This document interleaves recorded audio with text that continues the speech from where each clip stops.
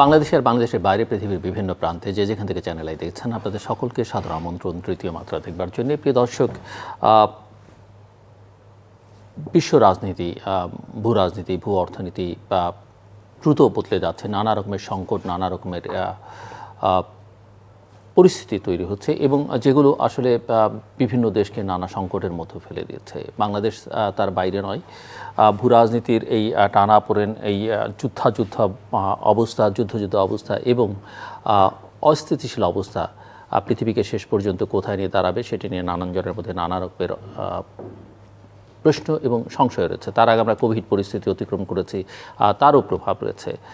বিশ্ব অর্থনীতির হালচাল এবং সেই সঙ্গে বাংলাদেশের অর্থনীতির চালচিত্র বোঝার জন্যে আজকে আমার সঙ্গে স্টুডিওতে রয়েছেন জাতিসংঘ সদর দপ্তরের গ্লোবাল ইকোনমিক মনিটরিং টিমের প্রধান ডক্টর হামিদ রশিদ, অর্থনীতিবিদ ডক্টর হামিদ রশিদ আমাদের সঙ্গে স্টুডিওতে। অনেকদিন পরে আপনি বাংলাদেশে এসেছেন, আপনাকে স্বাগত তৃতীয় মাত্রায়। একটু সূচনাই বুঝতে চাই আপনার কাছে, আসলে সামগ্রিকভাবে বিশ্ব অর্থনীতির প্রেক্ষাপটে যদি আমরা আলোচনাটা শুরু করি, বাংলাদেশের অর্থনীতির কোন জায়গায় দাঁড়িয়ে আছে? বিশ্ব অর্থনীতির অবস্থা এই মুহূর্তে খুব একটা আশাব্যঞ্জক নয়।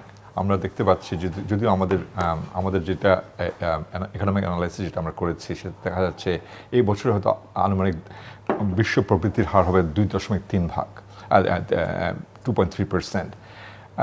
সেটা আমাদের আগের জানুয়ারি মাসে আমরা একটা যেটা ফোরকাস্ট রিলিজ করেছিলাম সেটা থেকে একটু ইমপ্রুভমেন্ট হয়েছে। কারণ হলো যে ইউরোপে এবং নর্থ আমেরিকাতে হাউসহোল্ড স্পেন্ডিংটা মোটামুটি যথেষ্ট শক্ত রয়েছে, যদিও মুদ্রাস্ফীতি ওদের এখনও নেমে আসেনি। কিন্তু তার মধ্যে যেটা হয়েছে আমরা দেখছি যে লঙ্গার টার্মে বিশ্ব অর্থনীতির একটা বন্ধাভাব যেটা অনেক দিন যাবত চলতে পারে, সেই আশঙ্কাটা আমরা দেখতে পাচ্ছি এই মুহূর্তে। বিকজ আপনারা যদি দেখেন কোভিডের আগে এবং গত 20 বছর including during the global financial crisis, বিশ্ব অর্থনীতি প্রায় প্রতি বছর অ্যাভারেজে 3.1% হারে প্রবৃদ্ধি হচ্ছিল। এখন সেটা নেমে আসছে 2% দিকে এবং এইটাই আমরা দেখছি লং টার্ম ট্রেন্ড। তার মানে আমরা আরও যদি আগে পিছনে ফিরে যান তাহলে দেখবেন যে বিশ্ব অর্থনীতি 4% রেটও গ্রো করেছে। এই মুহূর্তে আমরা দেখতে পাচ্ছি যে বিশ্ব অর্থনীতি going forward probably 2% on average grow করবে। সেটা উন্নয়নশীল দেশগুলোর জন্য এটা not a very good news. কারণ হলো যেমন আমেরিকাতে এই মুহূর্তে আমরা দেখছি যে 1% গ্রোথ এই বছরে হবে। তার মানে আমেরিকা থেকে demand for goods from rest of the world will slow down. ইউরোপের অলসো আশঙ্কাটা চলে যায়নি, এখনও তাদের যথেষ্ট অর্থনৈতিক একটা আনসার্টেনিটি কাজ করছে। সেখানে চায়না একটু ভালো করেছে আমাদের আগের ইয়ে থেকে। চায়নার গ্রোথ রেট আমরা এখন দেখছি অ্যাবাউট 5.3% গ্রো করবে দিস ইয়ার। কিন্তু উন্নয়নশীল দেশগুলোর প্রবৃদ্ধির হার কমে গেছে from the previous numbers that we had. But there are exceptions. India, China, of course, there are exceptions. But some smaller economies are suffering. এই প্রসঙ্গে আমি আরও আলোচনা করব আপনার সঙ্গে, কিন্তু তার আগে যেহেতু যুক্তরাষ্ট্রের প্রসঙ্গে আপনি টানলেনই, আমি লোভ সামলাতে পারছি না। বাংলাদেশে এই মুহূর্তে যে প্রসঙ্গগুলো অনেক বেশি আলোচনা, সেটা হচ্ছে একটা হচ্ছে যে ভূ রাজনীতির বা আঞ্চলিক রাজনীতির একটা টানাপোড়েনের মধ্যে বাংলাদেশ অনেকদিন ধরেই আছে এবং এখানে বাংলাদেশ, চীন, ভারতের মধ্যে যে বৈরিতা, সেখানে একটা ভারসাম্য বজায় রেখে চলেছে। যুক্তরাষ্ট্রের সঙ্গে আমি গত রাতেও একাধিক মন্ত্রীর বক্তব্য শুনছিলাম, তারা বলছিলেন যে খুবই ভালো উষ্ণ সম্পর্ক, কিন্তু পারসেপশন যে সম্পর্কটা আসলে খুবই খারাপ, দুদিক থেকেই খুবই খারাপ। এবং সম্প্রতি প্রধানমন্ত্রী সংসদে দাঁড়িয়ে বলেছেন যে যুক্তরাষ্ট্র যে কোনো দেশের সরকারকে ক্ষমতায় বসাতে পারে, নামাতে পারে। বিবিসির সঙ্গে সাক্ষাৎকারে তিনি বলেছেন যে হয়তো যুক্তরাষ্ট্র চায় না যে স্যাংশন দিচ্ছে, তিনি ক্ষমতায় থাকুন। প্রশ্নটা খানিকটা রাজনৈতিক হলো, এর সঙ্গে আন্তর্জাতিক সম্পর্ক, অর্থনীতিরও সম্পর্ক আছে। এবং প্রধানমন্ত্রী, আপনি জানেন যে এর আগে একথাও বলেছেন যে যুক্তরাষ্ট্র যদি বা অন্য কোনো দেশ যদি আর স্যাংশন দেয় বা যারা স্যাংশন দিয়েছে তাদের কাছ থেকে কোনো কিছু কিনবে না বাংলাদেশ। আমার প্রশ্ন যে এই ক্ষেত্রে আপনি কি মনে করেন, এই যে বৈদেশিক লেনদেন বা হিসেব নিকেশ, অর্থনীতির বাণিজ্যের যে হিসেব নিকেশ, সেখানে বাংলাদেশ কোথায় দাঁড়িয়ে আছে? বিশ্ব অর্থনীতির সবচেয়ে বড় এবং যুক্তরাষ্ট্রের সঙ্গে যদি ওই ধরনের কোনো টানাপোড়েনের ইস্যুজ আছে যে আমরা কিনবো না বলছি বা আমরা কিনলাম না, যুক্তরাষ্ট্র কি সেখানে বসে থাকবে কি না? যেটা আমাদেরকে দেখতে হবে যে বিশ্ব অর্থনীতিতে একটা বড় ধরনের পরিবর্তন, অলমোস্ট টেকটনিক শিফট হচ্ছে। সেটা হলো শুরু হয়েছে 2016-17 ওই সময়ের দিকে। এর আগ পর্যন্ত চায়না এবং যুক্তরাষ্ট্রের সম্পর্কটা ছিল পারস্পরিক একটা সহযোগিতার সম্পর্ক। China was growing and US was benefiting from China's growth. এই সম্পর্কটা যেটাকে অনেকে বলছে যে decoupling of the two largest economies. আপনি পৃথিবীর ইতিহাসে যদি ফিরে যান, আপনি 100 বছর বা আরও আগে, দুইটা বড় অর্থনৈতিক রাষ্ট্র কখনো একসাথে কোঅপারেটিভ একটা ফ্রেমওয়ার্কে থাকেনি। হ্যাঁ, French and the British, they were competing for the global market. তার আগে French, Germans also, the Americans and the British and the Germans also competed. এখানে একটা এক্সেপশন ছিল চায়না এবং US, they were all both interdependent economically. এটার সেই রিফটটা এটা দুই দিকে চলে যাচ্ছে, এটার প্রভাবটা সব দেশের উপরে পড়ছে। কেন now they are strategic competitors in both geopolitically but also economically. এটার কোনো কান্ট্রি এটাতে বেনিফিশিয়ারি হচ্ছে, যেমন ভিয়েতনাম, অনেক কিছু অফশোরিং হচ্ছে। আগে যেটা চায়নার, এখন ওয়েস্টে একটা কথা আপনি সবসময় শুনতে পাবেন, সবাই চায়নার উপর থেকে ডিপেন্ডেন্স কমাতে যাচ্ছে, they are too dependent on China. এটা কমানোর জন্য তারা অন্যদিকে তারা তাকাচ্ছে, Vietnam, other East Asian economies, South East Asian economies.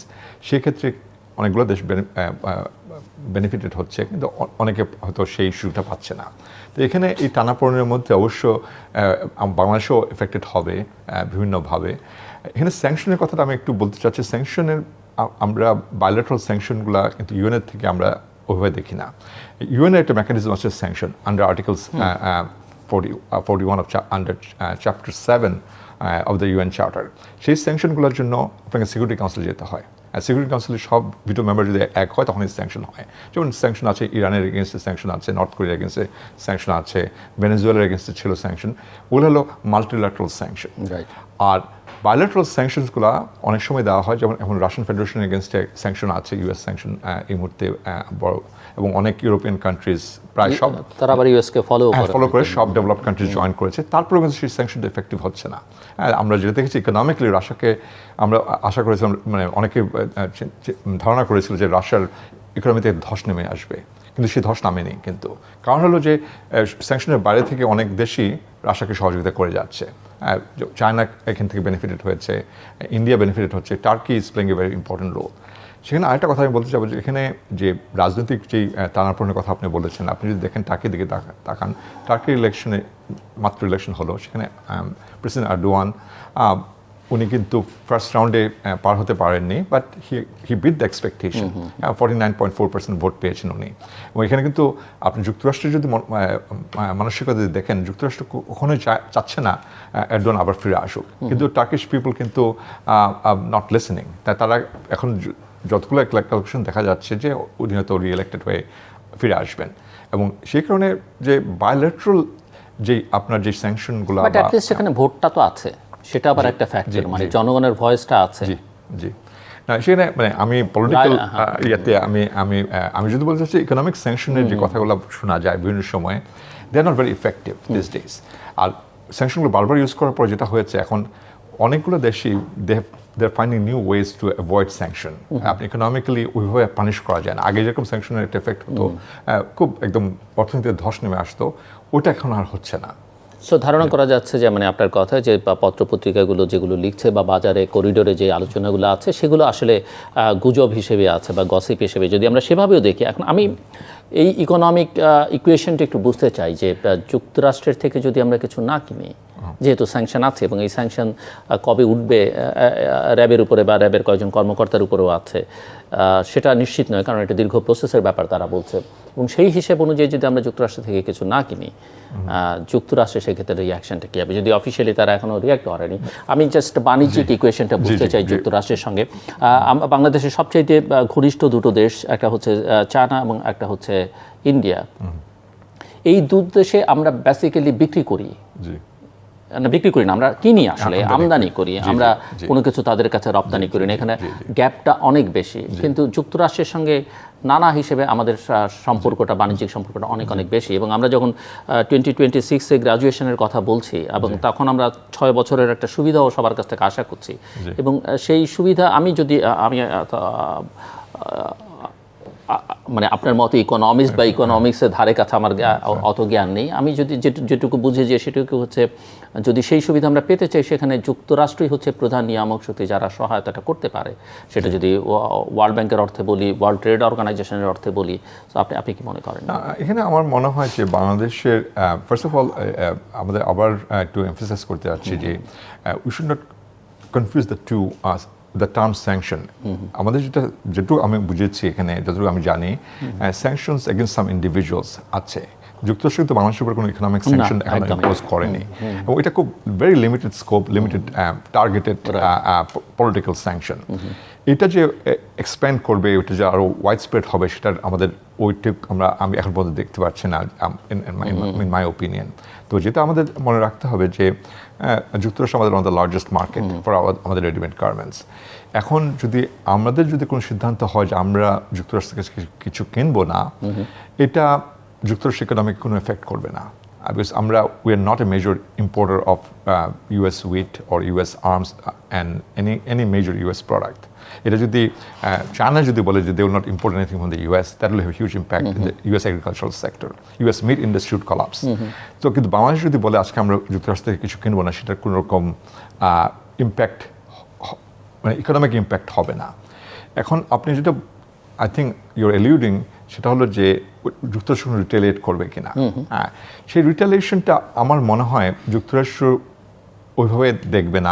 যদি ফার্স্ট অফ অল আমি মনে করি না যে এটার আলটিমেটলি হবে যে বাংলাদেশ ওই পর্যায়ে চলে যাবে, বা যদি হয়। মানে এই প্রেক্ষিতে প্রধানমন্ত্রীকে তো বলেছেন যে তিনি দুটো ডিসিশন অলরেডি দিয়ে দিয়েছেন, সাংবাদিকদের খুঁজে বের করতে বলেছেন যে কি ডিসিশন দিয়ে দিয়েছেন। তা আমি সেটা I am not aware of that unfortunately, but overall যুক্তরাষ্ট্র যদি বাংলাদেশের উপরে কোনো স্যাংশন করছে, ইকোনমিক স্যাংশন করতে চায়, but that would have some impact on the US economy.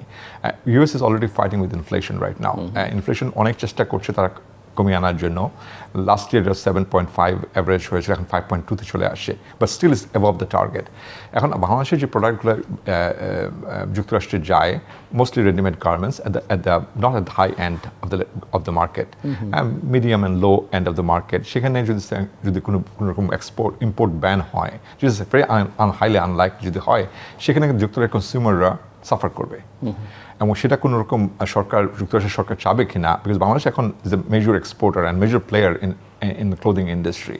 তো ওইটাতে যদি যুক্তরাষ্ট্র যদি কোনো রিটেলিয়েটরি মুভে যায়, তাহলে that will have a serious domestic impact, especially clothing prices will go up significantly. So আমার কাছে মনে হয় it's very unlikely. বাংলাদেশের পারিবারিক আয় এবং ব্যয় জরিপ, যেটি HIIS 2010-এ এখানে গিনি গুণাঙ্ক ছিল 0.458, যা HIIS 2016 সালে 0.482 এতে বৃদ্ধি পেয়েছে, এবং 2022-এ এটা 0.99-এ উন্নীত হয়েছে। সো বাংলাদেশের আয় বন্টন সম্পর্কে এই গিনি গুণাঙ্ক বৃদ্ধি কি ইঙ্গিত দিচ্ছে? এটা একটা অবশ্যই আপনি খুব ভালো প্রশ্ন করেছেন। আসলে যে ইনইকুয়ালিটি বা অর্থনৈতিক বৈষম্যতা between the high income and the low income, এটা গ্লোবালি বেড়ে যাচ্ছে এবং সব দেশে বেড়ে যাচ্ছে, বাংলাদেশ নট এক্সেপশন। কিন্তু আপনি যে লাস্ট নাম্বারটা বলেছেন, আমার মনে হয় নাম্বারটা বোধহয় ঠিক নয়। যিনি 0.99 হতে পারে না, 0.499, তাহলে ঠিক আছে। সেটা যেমন ধরেন সাউথ আফ্রিকা যদি দেখেন, সাউথ আফ্রিকার Gini coefficient over 0.7, extreme inequality would be 0.9।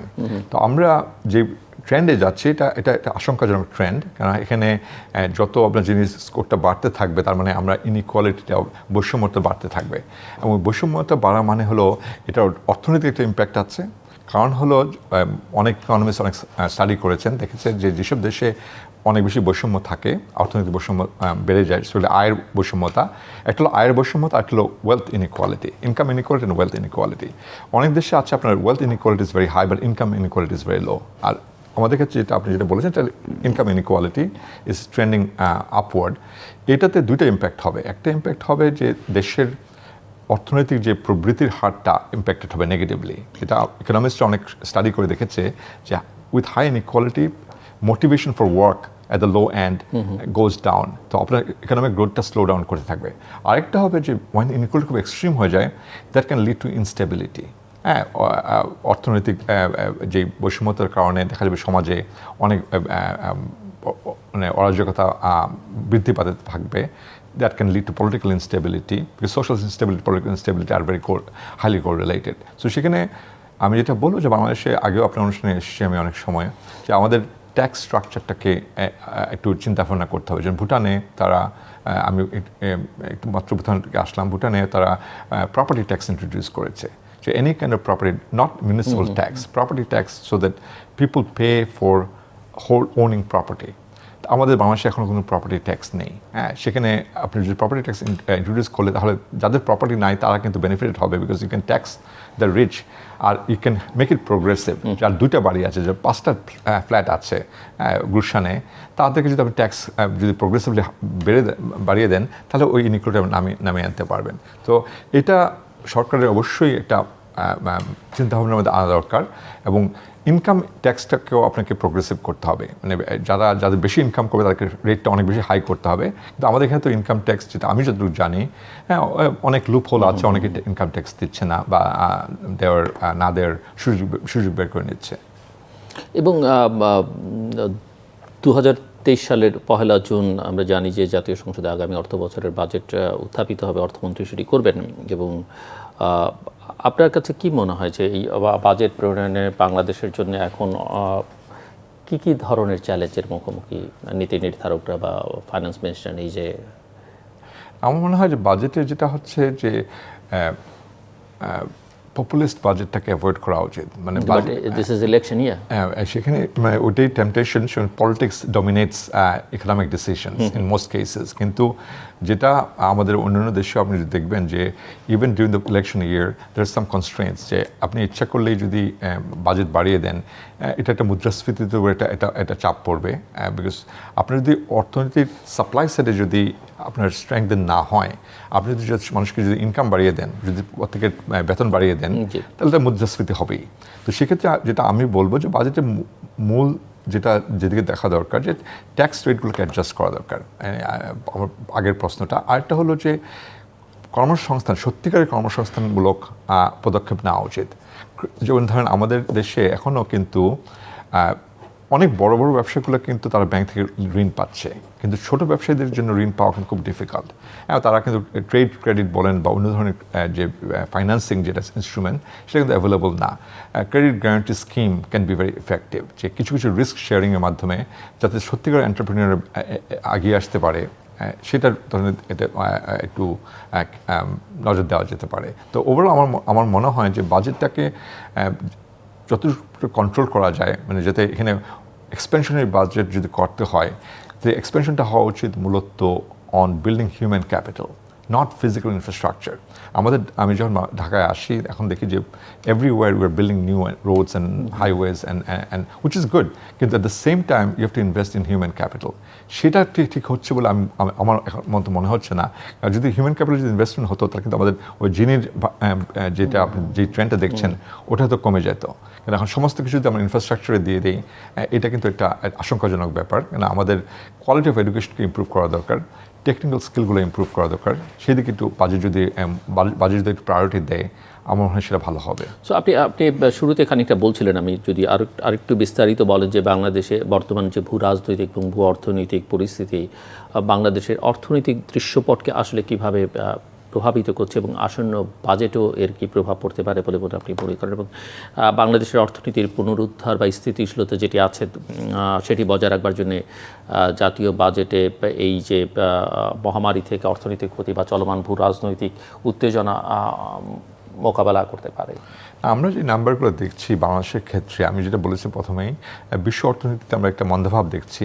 কিন্তু আপনি নিশ্চয়ই শুনেছেন যে বাংলাদেশের নাম্বার নিয়ে নানা রকমের প্রশ্ন আছে, এমনকি সরকার পরিসংখ্যান ব্যুরোর নাম্বারের উপরে বিশ্বাস করতে হয়, নির্ভর করতে হয়, এবং অনেক নাম্বার পুরনো, এবং অনেক সময় সরকারের লোকজনও সেই নাম্বার উপর আস্থা রাখতে পারে। এখানে আমাদের হ্যান্ডস আর টাইট। আমরা যে নাম্বারগুলো আমরা স্ট্যাটিস্টিক্যাল ব্যুরো থেকে আমরা পাই, ইন্টারন্যাশনাল অর্গানাইজেশনগুলো, শুধু আমরা না, IMF, ওয়ার্ল্ড ব্যাংক, ওরাও সরকারের কাছ থেকে যে নাম্বারগুলো পাই সেটা তাদের গাইডেড হয়।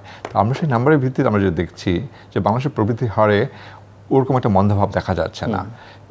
ইন্ডিয়াতেও তাই, ইন্ডিয়াতেও ওভার 6% গ্রোথ রেট আমরা এক্সপেক্ট করছি, বাংলাদেশেও over 6% growth rate, which is a very impressive growth rate by any standard.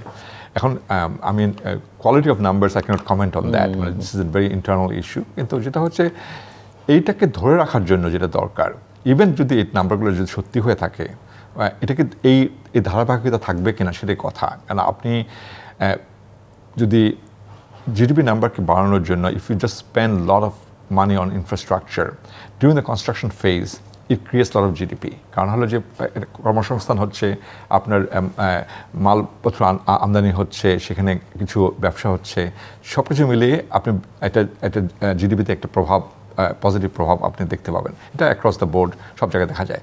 কিন্তু যখন কমপ্লিট হয়ে যাবে, ওটা যদি রিয়েলি ইকোনমিক প্ল্যানিংয়ের মাধ্যমে যদি না হয়ে থাকে, they will not yield more GDP. এটা they will become white elephants. অনেক দেশেই হয়েছে এরকম, আপনি অনেক ইনফ্রাস্ট্রাকচার প্রজেক্ট করেছেন, কিন্তু ওই প্রজেক্টগুলোর মাধ্যমে কোনো আরও ভবিষ্যৎ আরও প্রবৃত্তি আসেনি। তো সেই ব্যাপারটা আমাদের মনে রাখতে হবে যে ডিউরিং দ্য ইমপ্লিমেন্টেশন ফেজ, এখন যেটা কনস্ট্রাকশন ফেজ যেটা হচ্ছে, সেখানে জিডিপি আপনার 6%, 7% হতে পারে, কিন্তু লং রানে কী হবে, 5 বছর পরে কী হবে, সেটা আমাদের দেখা দরকার। সেক্ষেত্রে আমি হয়তো অতটা আশাবাদী না, কারণ আমি across the board globally slow down দেখতে পাচ্ছি। বাংলাদেশের ক্ষেত্রেও সেটা সেই প্রভাবটা ফেলবে, এবং আমাদেরকে যদি ওই হিউম্যান ক্যাপিটাল ডেভেলপমেন্টে যদি ইনভেস্ট না করা হয়, তাহলে এই প্রবৃদ্ধির হারটা কমে যাবে। এবং কতটুকু কমে যাবে সেটা আমি বলতে পারছি না। আপনি মনে করছেন যে কমে যাবে। তো এই জায়গায় বাজেটে যে দীর্ঘমেয়াদী অর্থনৈতিক স্থিতিশীলতা বা বজায় বা লক্ষ্য নিয়ে যদি লক্ষ্যটি সরকার কীভাবে স্বল্প মেয়াদী যে সংকটগুলো আছে এগুলো মোকাবেলা ব্যবস্থার মধ্যে একটা ভারসাম্য তৈরি করতে পারে বলে মনে করেন? স্বল্প মেয়াদে হচ্ছে বাংলাদেশে, যেটা আমি প্রথমে বলেছি যে export earning and remittance earning, এই দুটা তো আমাদের মেইন স্টে ফর দি বাংলাদেশের ইকোনমির জন্য। আরএমজি থেকে যে রেভিনিউটা আসে, ওটা স্থিতিশীল রাখতে হবে প্রথমত, এবং রেমিটেন্সেও যাতে কোনো ইম্প্যাক্ট না হয়। ওই দুটা, তাহলে আমাদের ব্যালেন্স অফ পেমেন্টের প্রেশারটা পড়বে না। বাংলাদেশে এখনও debt to GDP ratio is quite low compare to many other countries. আমার এক্সটার্নাল ডেট এখনও বাড়েনি, কিন্তু এটা কেন নাম্বার করলে কতগুলো আপডেটেড হচ্ছে সেটা আমি জানি না। কিন্তু আমরা যে নাম্বারগুলো দেখতে পাচ্ছি এখন পর্যন্ত, এটা quite moderate level of debt. কিন্তু এই ডেট সার্ভিসিং যখন ম্যাচিউর হবে, অনেক সময় আপনি এক্সটার্নাল ডেট নিয়েছেন with a grace period, 5 year grace period, 7 year grace period, যখন এই পেমেন্টগুলো ডিউ হবে, সেক্ষেত্রে আমাদের কিন্তু খুব একটা you have to have a targeted approach there. আমরা জানি Sri Lanka default can be very costly for countries, এবং সেক্ষেত্রে বাংলাদেশ যাতে ওই পরিস্থিতি না যায়, সেখানে বাজেটে যথেষ্ট মনোযোগ দিতে হবে। কারণ হলো যে আপনার প্রজেক্ট যেগুলো আপনি ইমপ্লিমেন্ট করছেন, তার মাধ্যমে যদি আমরা বলি ইকোনমিক্সে মাল্টিপ্লায়ার এফেক্ট, ওই মাল্টিপ্লায়ার এফেক্টটা যদি না আসে, 5 বছর বা 3 বছর পরে যদি এটা অন্য কোনো রকম, যখন পদ্মা ব্রিজ হচ্ছিল, আমি কিছু ইকোনমিক অ্যানালাইসিস দেখেছিলাম যে এটা জিডিপিতে 1% জিডিপি বাড়িয়ে দেবে। ওইটা কিন্তু অ্যাসাম্পশনটা বেসড অন যে এটা অনেক ইকোনমিক অ্যাক্টিভিটিস ইনক্রিজড হবে, সেখানে সবার স্পেন্ডিং বেড়ে যাবে। ওই অ্যাসাম্পশনগুলো যদি ট্রু না হয়, তাহলে দেখা যাবে যে you have a big bridge, but it didn't lead to more economic activity and more GDP. তখনই আপনার ওই যে ঋণের যে ভারটা, এটা ভারসাম্যটা আপনার নষ্ট হয়ে যাবে। সেক্ষেত্রে বাংলাদেশ মে ফেস সাম রিস্কস। আপনি জিডিপি বা প্রবৃদ্ধি নিয়ে কথা বলছিলেন যে IMF এর মতে উন্নয়নশীল এবং উদীয়মান এশীয় দেশগুলোর তুলনায় বাংলাদেশের প্রবৃদ্ধি হবে 5.5%, যাদের গড় অর্থনৈতিক প্রবৃদ্ধি হবে 5.30%। উন্নয়নশীল উদীয়মান এশীয় দেশগুলোর গড় প্রবৃদ্ধি হারের সঙ্গে IMF এর এই যে 2020 থেকে 24 অর্থ বছরের যে বাংলাদেশের অর্থনৈতিক প্রবৃদ্ধির হার কেমন হবে আপনি মনে করেন? বাংলাদেশ এখনও কিন্তু আমরা 2023-24 অর্থ বছরে Bangladesh is out performing its peers as per the numbers reported, as per the numbers we are seeing. Bangladesh's performance is quite impressive. I would say in the top 10% of the countries. কিন্তু আমার যেটা বারবার আমি যেটাকে যাচ্ছি, এই নাম্বারটা because of extensive public investment, and public investment হচ্ছে থ্রু এক্সটেন্সিভ বড়োয়িং। সরকার বড় করছে, ডোমেস্টিকলি বড় করছে, ইন্টারন্যাশনালি বড় করছে। এই বড়োয়িংয়ের মাধ্যমে যদি ভবিষ্যতের অর্থনীতির প্রবৃত্তিটা বেড়ে যায়, ইকোনমিক অ্যাক্টিভিটি বেড়ে যায়, তাহলে কোনো চিন্তার কোনো কারণ নেই। কিন্তু যদি if they lead to white elephant projects, যে কি প্রজেক্টগুলোতে আপনার ইকোনমিক কোনো প্রবৃত্তির কোনো প্রভাব ফেলবে না, সেক্ষেত্রে কিন্তু একটা মারাত্মক সংখ্যাজনক একটা পরিস্থিতি হতে পারে। এখানে I want to be cautiously optimistic. I'm not fully optimistic, I'm cautiously optimistic. সেখানে যে কিছু প্রজেক্ট হয়তো আমরা ওভারস্পেন্ড করছি, অনেক প্রজেক্ট ফিজিবিলিটি ঠিকমতো হয়েছে কিনা, but it would lead to more economic outcome. ওইগুলোকে অবজেক্টিভলি অ্যাসেস করা হয়েছে কিনা, বিকজ একটা যে কোনো $multi-billion প্রজেক্ট করতে গেলে অনেক ধরনের ফিজিবিলিটি স্টাডি করতে হয়। আমি শিওর এখানেও সেই ফিজিবিলিটি স্টাডিগুলো করা হয়েছে, কিন্তু ওই অ্যাসাম্পশনগুলো কতটুকু রিয়েলিস্টিক সেটা দেখা দরকার।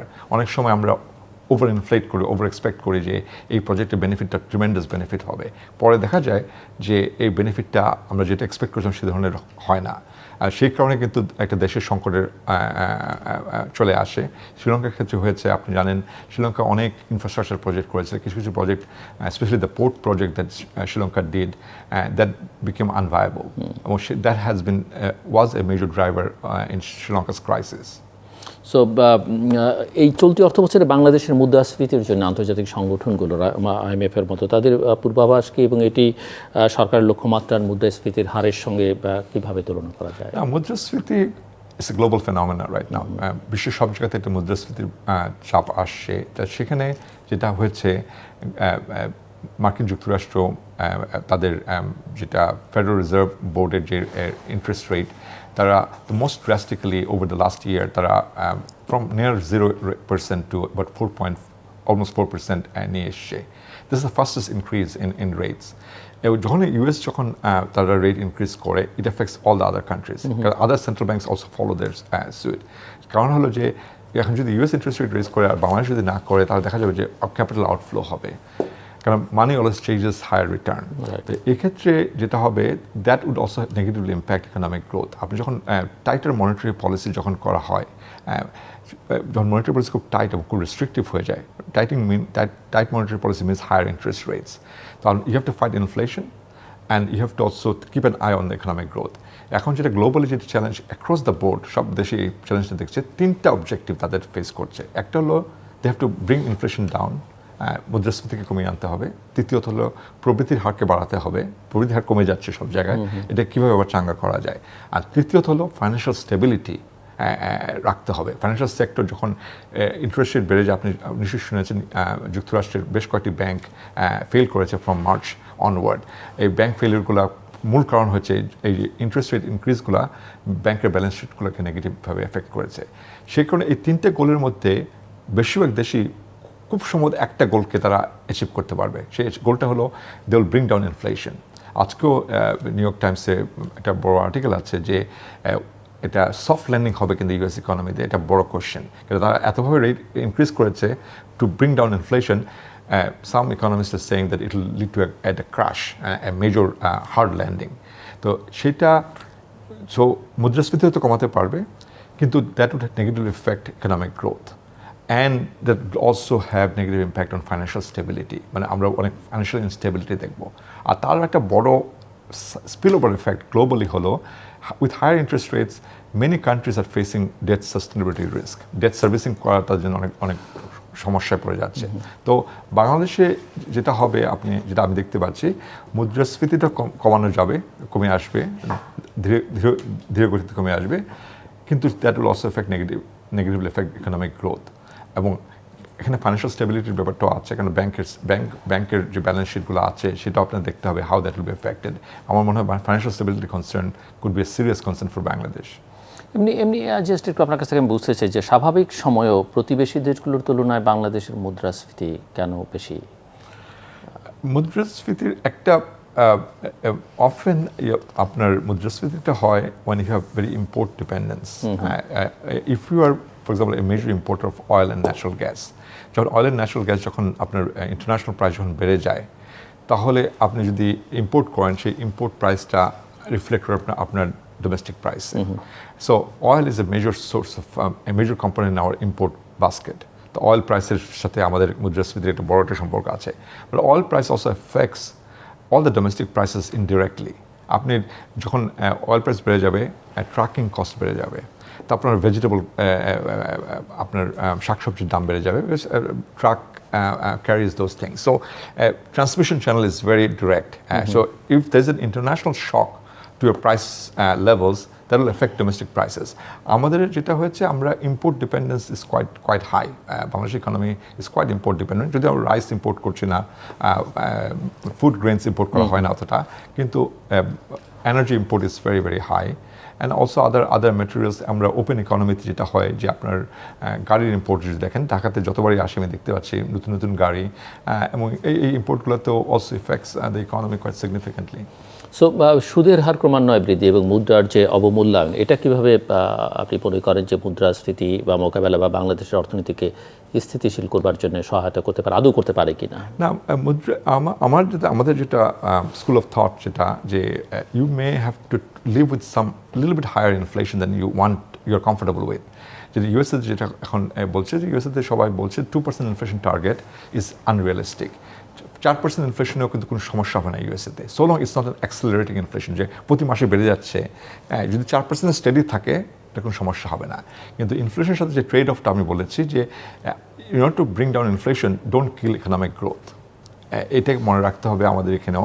আমাদের আর ইনফ্লেশনটা কমানোর জন্য অলসো ইম্পোর্টের ক্ষেত্রে একটু নজর দেওয়া যেতে পারে, যে কোন ইম্পোর্টগুলো কন্ট্রিবিউট টু ইনফ্লেশনের প্রেশার, সেখানে যদি আপনি ইম্পোর্টকে ডিসকারেজ করেন তাহলে হয়তো আপনার ইনফ্লেশন কমে আসতে পারে। কিন্তু কি এমফেসিস হওয়া দরকার এখানে বাংলাদেশে long term economic growth, not short term. আজ বছরে বা আগামী বছর কী হবে, যে 5 বছর পরে বা 10 বছরের টার্মে আমাদের কী ধরনের ইকোনমিক গ্রোথ আসবে and what will be the drivers of the economic growth. এখানে আমি শুধু একটা কথা বলবো যে আমরা ইকোনমিস্টরা 3টা ফ্যাক্টরের দিকে তাকিয়ে দেখি যে গ্রোথ কি কোথা থেকে আসে। প্রথমত গ্রোথের মেইন সোর্স হলো লেবার প্রোডাক্টিভিটি। যদি আপনার কর্মজীবীরা যারা আছে তারা যদি খুব প্রোডাক্টিভভাবে কাজ করতে পারে তাদের সেটা জিডিপিতে একটা ভালো একটা প্রভাব ফেলে। আর দ্বিতীয়ত capital, you add more capital, অনেক বেশি আপনি যদি পুঁজি যদি আপনি যোগ করেন সেখানে উন্নয়ন বেড়ে যায়। কিন্তু সবচেয়ে বড় ফ্যাক্টর হলো যেটাকে আমরা ইকোনমিক্সে বলি টোটাল ফ্যাক্টর প্রোডাক্টিভিটি। মানে ক্যাপিটাল এবং লেবার, 1 ইউনিট অফ ক্যাপিটাল এবং 1 ইউনিট অফ লেবার যদি আপনি অ্যাড করার পরে আপনার জিডিপি বাড়তে হবে not 2, it has to be more than 2.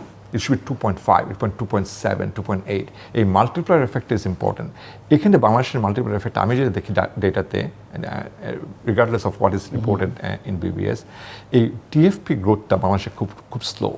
Because এই টিএফপিটা হলো সেখানে আপনার গভর্নেন্স ম্যাটার করে, আপনার রুল অফ ল ম্যাটার করে, আপনার ইজ অফ বিজনেস ম্যাটার করে, আপনি একটা লাইসেন্সিং করতে যাচ্ছেন কতটুকু সময় লাগছে, আপনার অ্যাটিটিউড, ম্যানেজারাল স্টাইল ম্যাটার করে।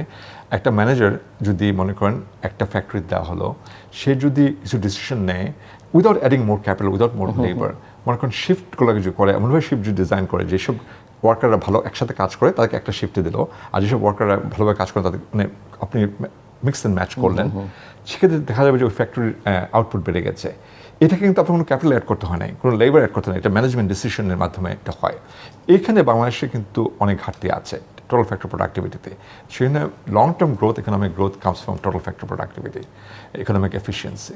সো মুদ্রাস্ফীতি নিয়ন্ত্রণ করা বা ভবিষ্যৎ সমষ্টিক অর্থনৈতিক নীতির জন্য বৈশ্বিক ধাক্কা মোকাবেলায় বাংলাদেশের যে অভিজ্ঞতা, সেখান থেকে কি শিক্ষা নেওয়া যেতে পারে? শিক্ষা হলো যে আপনাকে প্রোডাক্টিভিটি বাড়াতে হবে। প্রোডাক্টিভিটি বাড়ানো, আপনি যদি প্রোডাক্টিভ হন ইকোনমি, তার মানে আপনি অল্প পুঁজিতে অল্প লেবারে আপনি অনেক বেশি গুডস অ্যান্ড সার্ভিসেস প্রডিউস করতে পারবেন। That means prices would come down. এখানে সাপ্লাই সাইড প্রেশার যেটা আছে, যে গ্লোবালি একটা সাপ্লাই সাইড প্রেশার ছিল কোভিড থেকে শুরু করে, এখনও পর্যন্ত আমরা কাটিয়ে উঠতে পারিনি। যেটা হচ্ছে গ্লোবাল মুদ্রাস্ফীতির কারণটা হলো এই সময়টায় যে কোভিডের সময় ডিমান্ড সাইডটা কমপ্লিটলি শাটডাউন হয়েছিল, সাপ্লাই সাইডও শাটডাউন হয়েছিল, কিন্তু রিওপেনিংয়ের সময় ডিমান্ডটা কুইকলি কেম ব্যাক। যেই মুহূর্তে আপনাকে বলা হলো আপনি বাইরে যেতে পারেন, ইউ স্টার্টেড বাইং থিংস, কিন্তু সাপ্লাই সাইডে কিন্তু সময় লেগেছে। ফ্যাক্টরি ইঞ্জিনগুলো আবার শুরু করতে চায়নাতে, এবং দেখা গেছে যে যেহেতু demand picked up very quickly কিন্তু supply didn't pick up, prices went up significantly. এই প্রেশারটা আমরা এখনও ফিল করছি গ্লোবালি। তার মধ্যে একটা জিওপলিটিক্যাল ইস্যুটাতে এই যে ডিসরাপশন হয়েছে ইউএস চায়না রিলেশনশিপে, এবং এই যে একটা বেসিক্যালি আনরাভেলিং অর ডিকাপলিং যেটা হচ্ছে, সেটাও এফেক্ট করছে। তো ওভারঅল এই যে লং টার্ম ট্রেন্ড, আমরা কিন্তু অনেক বছর পৃথিবীতে কোনো মুদ্রাস্ফীতি ছিল না, মুদ্রাস্ফীতির হার ছিল খুব কম। তখন সব হচ্ছে হোয়াট ইজ ইনফ্লেশন। এখন হঠাৎ করে ইনফ্লেশন এসছে, ইনফ্লেশনটা আবার খুব তাড়াতাড়ি চলে যাবে না, it will stay here for some time until we see the supply side improvements. এমনিতে ডক্টর হামিদ রশিদ, আপনি জানেন যে বাংলাদেশ এই মুহূর্তে ডলারের চরম সংকটের মধ্যে আছে এবং এই পরিস্থিতি সরাসরি উচ্চ আমদানি ব্যয়ের সাথে জড়িত আমরা জানি, এবং দেশে এই ডলার সংকটের আর কি কি কারণ আছে বলে আপনি মনে করেন এবং এটি উচ্চ আমদানি ব্যয়ের সঙ্গে কিভাবে আসলে যুক্ত? অবশ্যই আপনার যখন ইম্পোর্ট যদি ইনইলাস্টিক থাকে আর এক্সপোর্ট যদি সেন্সিটিভ হয়, তারপর আপনার ব্যালেন্স অফ পেমেন্ট বা আপনার রিজার্ভটা কমে যাচ্ছে। আপনি মনে করেন আপনার ইম্পোর্ট বাড়ছে অ্যাট 5% এ ইয়ার, কিন্তু এক্সপোর্ট বাড়ছে 2% এ ইয়ার, তার মানে আপনার 3% এ ইয়ার আপনার একটা শর্টফল হচ্ছে, সেটা থেকে আপনার that is affecting your reserve position. সেক্ষেত্রে আমাদের ইম্পোর্ট অ্যান্ড এক্সপোর্ট ম্যানেজমেন্টটা দরকার। আমি যেটা আগে বলেছি যে to discourage some of the imports will be very critical. আরেকটা ব্যাপার আছে যেটা আমি we don't have much evidence, but from many sources we can see it. It's not reported, it's an illicit flow. When money leaves the country, and that affects your reserve as well, because commercial bankগুলো বা other money exchange agencies তারা যখন dollar কিনছে commercial bank থেকে বা central bank থেকে, এবং মার্কেটে আপনি বিদেশে যাচ্ছেন, আপনাকে ডলার বিক্রি করছে, সেই ডলারের চাহিদাটা ইজ আনঅফিশিয়াল চাহিদা।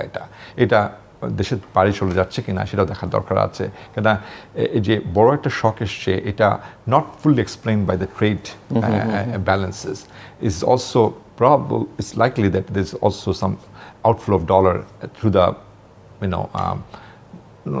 outside the normal channel. So আপনি যেহেতু রিজার্ভের কথা বলছিলেন, আমরা বাংলাদেশের কেন্দ্রীয় ব্যাংকের তথ্য অনুযায়ী গত এক বছরের রিজার্ভ প্রায় $13 বিলিয়ন মতো বা তার চেয়ে তো বেশি খানিকটা কমেছে।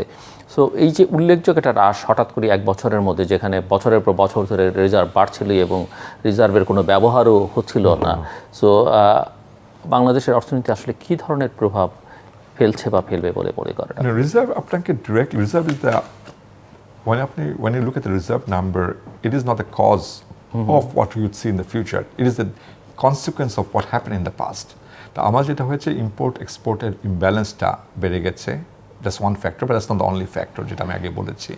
আর ইম্পোর্টটা বেড়ে গেছে, ইম্পোর্ট বিলটা বেড়ে গেছে, that is also not totally because আমরা অনেক বেশি ইম্পোর্ট করছি। Global prices have also gone up, যেটা আপনি just after the Ukraine war oil price shot up, it came down. আমাদের কিন্তু ডোমেস্টিক প্রাইসে দ্য অয়েল প্রাইস ওইভাবে কমে আসেনি, গ্লোবালি কিন্তু অয়েল প্রাইস অনেক কমে আসছে, it is below the pre Ukraine war level. So part of the problem challenges is global, but part of the challenges is local or domestic. সেখানে আপনি যেটা হচ্ছে কিছু ইম্পোর্টকে যদি ম্যানেজ করা যেত আর এক্সপোর্ট বুস্ট করার জন্য যদি আপনি যদি ওইভাবে স্টেপ নিতে পারতেন, তাহলে হয়তো রিজার্ভটা এইভাবে কমে আসতো না। এবং আরেকটা হলো ইলিসিট, যখন whenever there is a demand for dollar, especially for dollar, cash dollar, which is not related to trade, related to investment, সেখানে বোধ হয় ব্যবস্থা নেওয়া যেতে পারে। আমি জানি না এক্সাক্ট কোন পলিসি আছে, that should be more regulated, so people should not be able to buy dollar just like that. Money exchanges আর এভরিওয়ার, আই থিঙ্ক অনেকেই যে কোনো সময় ডলার কিনতে পারছে, এটা হয়তো আরও রেগুলেট করা যেতে পারে, এবং সেটাও রিজার্ভে চাপ ফেলছে। এখানে আরেকটা প্রশ্ন, যে ওয়ার্ল্ড ওয়াইড আমরা দেখছি যে জ্বালানি তেলের মূল্য বা সামগ্রিকভাবে দ্রব্যমূল্য কোথাও কোথাও হ্রাস পেতে শুরু করেছে। এখন প্রশ্ন হচ্ছে যে এই যে বাংলাদেশের জনগণ এই নিম্নমুখী প্রবণতা থেকে কোনো উপকার পাবে কিনা, সেটি নিয়ে যথেষ্ট সংশয় সাধারণ মানুষের মধ্যে রয়েছে। আপনি কি মনে করেন? না, আমার মনে হয় যে ট্রান্সমিশন চ্যানেল যেটা আছে, যে যখন অয়েল প্রাইস যখন বেড়ে যায়, সাথে সাথে ইন্টারন্যাশনাল অয়েল প্রাইস যখন বেড়ে যায়, বাংলাদেশেও কিন্তু অয়েল প্রাইস বেড়ে যায়। কিন্তু ইন্টারন্যাশনাল অয়েল প্রাইস যখন কমে যায়, অয়েল প্রাইস কিন্তু এখানে ওইভাবে কমে না। ডোমেস্টিক পেট্রোল পাম্পের যে প্রাইসটা আপনারা দেখতে পাচ্ছেন, তো সেখানে কিন্তু আমি যতটুকু বুঝি যে আমাদের ইম্পোর্টটা হয় through some state owned enterprises. ওরা হয়তো they care more about profitability, meaning that আপনি যখন oil price কমে যাচ্ছে, without lowering the price, they feel that they can report more profit because international price কমে গেছে, but they are able to charge the domestic users higher price. এই প্রফিটটার বেনিফিটটা কি?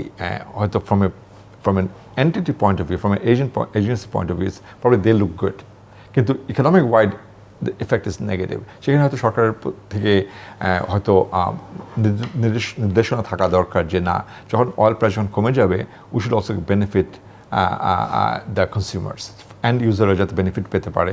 এইটা তাহলে হবে কি, if you have savings from say lower oil price, that would also bring down the prices of other, আমি যেটা আগে বলেছি, oil price affects everything else, prices of everything else. সেক্ষেত্রে বেনিফিটটা কিন্তু আমরা দেখব, মুদ্রাস্ফীতির প্রেশারটা কমে যাবে। এখন আপনাকে ডিসাইড করতে হবে, যখন আমাদের যে অয়েল ইম্পোর্টিং এন্টিটি যারা আছে তারা যখন প্রফিটেবল হয়, this profit helps the budget, টাকাটা সরকারের কাছে চলে যায়, কিন্তু the price is paid by the consumers. এবং এই ট্রেড অফটা দেখতে হবে যে যদি মুদ্রাস্ফীতির চাপটা আসলে সাধারণ জনগণের ক্রয় ক্ষমতা এবং জীবনযাত্রার মানকে সরাসরি প্রভাবিত করছে। জি। সো এই মুদ্রাস্ফীতি মোকাবেলা এবং বাংলাদেশের দ্রব্য মূল্য বৃদ্ধির পেছনে অনেক অসৎ কর্মকাণ্ড, অসৎ চক্রের কথা আমরা শুনি। প্রতিরোধে করবার জন্য এগুলো কার্যকর অর্থনৈতিক নীতিমালা বা নিয়ন্ত্রক ব্যবস্থা কিভাবে কার্যকর করা যেতে পারে? এখন হলো যে কোনো শর্টকাট বা কোনো পারফেক্ট সলিউশন আপনি পাবেন না। যখন যদি সিস্টেমে যদি অনেক ধরনের ম্যাল ফাংশনিং, অনেক ধরনের করাপশন বা ব্যাড প্র্যাকটিসেস যদি প্রিভ্যালেন্ট হয়ে যায়, দ্যাট বিকামস সিস্টেমিক। আপনি যে এক্ষেত্রে রেগুলেটরি অথরিটিস যারা আছে, যারা আমাদের কনজিউমার প্রোটেকশনের জন্য যেটা দরকার, যে প্রাইস গাউজিং যেটাকে বলে, যারা ইম্পোর্ট করছে কিন্তু তারা they're having a markup of 100% or 200%, এইগুলা কিন্তু রেগুলেটরি বডিগুলো দেখা দরকার যে what kind of markup is acceptable. আপনি চায়না থেকে এটা কিছু নিয়ে আসছেন, দেখা যাচ্ছে না আপনি you are charging way more than what you should charge. সেখানে কিছু যেটা আমাদের ফ্রি মার্কেটের সমস্যা হলো যে অনেক দেশে অনেক কনটেক্সে দেখা যায় যে সরকার বলবে না, this is between buyers and sellers. If buyers are willing to pay whatever price the seller is asking for, তাহলে we have nothing to say না। বাট এখানে অবশ্যই ইন্টারভেনশনের স্কোপ আছে। আমি ইভেন সবচেয়ে ফ্রি মার্কেট ইউএসএ তো আপনি যদি একটা অ্যাবনর্মাল প্রাইস চার্জ করেন, you can go to the consumer bureau and complain, and they will investigate, and they will make sure the seller is not engaging in any kind of malpractice or illegal activity or charging too much. তো এটা আমার মনে হয় যে আমাদের যে systemic প্রবলেমের কথা বলছেন, প্রবলেম হলো যে কুইন অ্যান্ড জর্জ সারাবে, কুইন অ্যান্ড সারাবে কে? তাই না? আপনি যদি if there is a corruption is a problem across the board, তাহলে দেখা যাবে যে যাকে রেগুলেটরি বডি যাদের করার কথা, তারা যদি বলে যে না আমরা এখান থেকে বেনিফিট নিব, তাহলে তো আপনার সমস্যার সমাধান হবে না। সো আমি যদি ইন এ নাটশেল আপনার কাছ থেকে বুঝতে চাই এখন যে বাংলাদেশের অর্থনীতির আপনি স্ট্রেংথ কী দেখেন, উইকনেস কী দেখেন, এবং বর্তমান বিশ্ব বাস্তবতায়, সামগ্রিক বিশ্ব বাস্তবতায় আপনি চ্যালেঞ্জেসগুলো কী দেখেন, এবং সেটার জন্য বাংলাদেশে কী ধরনের প্রস্তুতি নেওয়া দরকার? প্রশ্ন একটা একটু আপনি সময় নিয়ে কথা বলতে পারেন। স্ট্রেংথ হলো, সবচেয়ে বড় স্ট্রেংথ হলো যে বাংলাদেশের এখন পর্যন্ত যে আমরা যে প্রবৃদ্ধির হারটা দেখছি, regardless of what doubts you may have over the numbers, household spending remains strong. এখনও কিন্তু আমাদের যে হাউসহোল্ডগুলো আছে তারা খরচ করে যাচ্ছে, এবং সেটা পার্টলি সেটা also is adding to the inflation. When they spend more, the supply hasn't increased as much, and আপনার dollar has devalued, taka has devalued vis-a-vis dollar, সেটাও ইম্পোর্ট প্রাইস বেড়ে যাচ্ছে। কিন্তু overall strength of the household spending, that means household income shock এখন পর্যন্ত আমরা দেখতে পাচ্ছি না। হাউসহোল্ডে যেটা উন্নয়ন দেশে যেটা হয়, উন্নত দেশগুলোতে আপনি দেখবেন যখন একটা নেগেটিভ ইকোনমিক আউটলুক দেখা যায়, তখন gradually household starts cutting their spending, and that is the sign of recession. Gradually কমে যাবে। যেমন ইউএসএ প্রতি মাসেই আমরা পিসি দেখছি, পার্সোনাল কনসামশন এক্সপেন্ডিচার কী হচ্ছে, কোন দিকে যাচ্ছে। সে এখন মতো বাংলাদেশে এটা মিরাকুলাসলি স্ট্রং। এটার যে কোনো কারণেই হোক, লোকজন are not too worried about the future being very bleak, or they have no option. উইকনেসগুলো আপনি অনেকগুলোই বলেছেন, আমরা আলাপ করেছি। এই উইকনেস হলো যে আপনার এক্সটার্নাল ব্যালেন্স যেটা বাংলাদেশের, এটা has weakened over the years, meaning that আপনার imports and export didn't keep up at the same pace. আপনার import has remained or grown faster than exports. এটা একটা বড় একটা সংখ্যার একটা ব্যাপার আছে। আপনাকে ultimately you have to find a way to pay your import bills. আপনার এখন যে ডলার রিজার্ভ আছে এটা তো সবসময় থাকবে না যদি if you export doesn't pick up. এটা একটা বড় একটা উইকনেস, এবং সাথে সাথে আরও উইকনেস আছে যেটা আমি আলাপ করেছি যে অনেক ইনভেস্টমেন্ট হয়েছে and hopefully this are good investments leading to good economic outcome. ওইটা যদি ম্যাটেরিয়ালাইজ না করে 5 years down the road, 10 years down the road যে মেজর ইনফ্রাস্ট্রাকচার ইনভেস্টমেন্টস, তাহলে কিন্তু একটা অর্থনীতিতে একটা ভালো একটা মন্দাভাব আসবে এবং এটার ইম্প্যাক্ট হবে economic wide, not a particular sector, whole sector, economic sector would suffer, whole economy would suffer. Final পয়েন্টে যেটা বলবো আমি যে আমাদের যে আপনি গভর্নেন্স ইস্যুস কথা বলেছেন, এখানে সত্যিকার অর্থে অনেক বেশি জোর দেওয়া দরকার যে আমরা অলমোস্ট এখন একটা সময় এসে গেছে যে corruption or irregular activities have been normalised. বলছে it is part of doing business here. এইটাকে কিন্তু একটু সিরিয়াসলি দেখা দরকার, যেটা আমি বলেছি টিএফপি আপনাকে আলটিমেটলি আপনাকে you have to squeeze more GDP out of your existing resources, labor and capital, not just by adding more capital and more labor. That's not the efficient way of growing an economy. তো সেই জন্য আপনার governance সাইডে অনেক improvement আনতে হবে, কারণ যদি আমি গভর্নেন্স বলছি শুধুমাত্র পলিটিক্যাল গভর্নেন্স বলছি না, আমি ইভেন বলছি কর্পোরেট গভর্নেন্স। আপনি ইভেন একদম ছোট বিজনেস লেভেলেও যে they need to be more accountable, they need to be more honest in terms of how they're charging prices, what are the mechanisms, how do you make sure they have the right market access, the consumer rights are protected, all of this matter. হ্যাঁ, সেখানে আমাদের ধরেন একটা consumer যদি deceived হয়, if he or she gets a bad product, there is no recourse. যদি কোর্টে যদি যায়, কোর্ট থেকে কোনো রকম ভালো একটা ফল পাবে সেটা আশা করা যায় না। সেই জন্য ওভারঅল যদি আমরা while we are building infrastructure, if you can improve the economic governance, I'm not talking about political governance, economic governance, তাহলে আমরা কিন্তু বড় একটা ভালো ফল পেতে পারি। কিন্তু আমার যেটা আশঙ্কা সেটা হলো যে আমরা হয়তো মনে করছি যে ওই ক্যাপিটাল ইনভেস্টের মাধ্যমেই আমরা সবসময় 6%, 7% গ্রোথ পেয়ে যাব, এটা থেমে যাবে, যেটা আমরা ইকোনমিক্সে বলি আপনার ডিমিনিশিং মার্জিনাল রিটার্ন। তাই আস্তে আস্তে every additional capital that you add to the economy, it will have lower and lower return unless you build your human capital, unless you improve your style of doing business, and unless you improve overall economic governance, তাহলে আমাদের কিন্তু that is our biggest weakness for this economy. অনেক ধন্যবাদ doctor Hamid Rashid আমাদেরকে সময় দেওয়ার জন্য। দর্শক, কথা বলছিলেন জাতিসংঘ সদর দপ্তরের গ্লোবাল ইকোনমিক মনিটরিং টিমের প্রধান ডক্টর হামিদ রশিদ, অর্থনীতিবিদ। বাংলাদেশের যে অর্থনৈতিক সংকটগুলো, বিশ্ব অর্থনীতির চিত্র, সেটি তিনি তুলে ধরবার চেষ্টা করেছেন এবং সেখানে বাংলাদেশ মোটা দাগে ভালো করছে বলে ওনার থেকে যে বার্তা আমরা পেলাম। যদিও তিনি বলছেন যে গভর্নেন্সের পরিস্থিতিটা বেশ খানিকটা ইমপ্রুভ করতে হবে এবং সেটি শুধু সরকারের বা পলিটিক্যাল গভর্নেন্স নয়, তিনি কর্পোরেট লেভেলেও এটি, এমনকি ছোট ছোট যে বিজনেস আউটলেটগুলো আছে তাদের গভর্নেন্সের কথাও তিনি মিন করেছেন। একই সঙ্গে করাপশনকে যতটা সম্ভব মিনিমাইজ করে আনবার কথা বলেছেন। এবং বিগত বছরগুলোতে আমরা বা কয়েক দশক ধরে আমরা লক্ষ্য করছি যে বৈদেশিক সম্পর্কের ক্ষেত্রে অর্থনীতি এটা প্রধান নিয়ামক হয়ে দাঁড়ায় এবং অর্থনীতি বা অর্থনৈতিক স্বার্থই আসলে সম্পর্কগুলো নির্ধারণ করে দেয়। এই আলোচনাটা আমরা তুললাম এই কারণে যে সাম্প্রতিককালে বাংলাদেশের বিভিন্ন দেশের সঙ্গে সম্পর্ক বা এই অঞ্চলের বিভিন্ন দেশের সঙ্গে সম্পর্ক নিয়ে বহু আলোচনা হচ্ছে। অর্থনীতিবিদ হিসেবে এবং ট্রেন্ড অনুযায়ী তিনি মনে করেন যে অর্থনীতি আসলে শেষ পর্যন্ত সব কিছুর চূড়ান্ত নিয়ামক হবে এবং প্রত্যেকেই তার স্বার্থ দেবে। কিন্তু বিশ্ব যেভাবে বদলে যাচ্ছে, এই প্রশ্ন সুরাহা দেখতে হলে যে রাজনীতি সেখানে কতটা ভূমিকা রাখবে কিংবা কূটনীতি কতটা ভূমিকা রাখবে, সামরিক বিষয় আশয়গুলো কতটা ভূমিকা রাখবে, সেগুলো দেখবার জন্য হয়তো আমাদের আরও কিছুটা সময় অপেক্ষা করতে হবে যে পৃথিবী কি আগের সেই ধারাই চলবে নাকি এখানে নতুন নতুন আরও মাত্রা যুক্ত হবে। দর্শক, আমাদের সঙ্গে থাকবার জন্য অসংখ্য ধন্যবাদ। আপনাদের সবার জন্য শুভকামনা।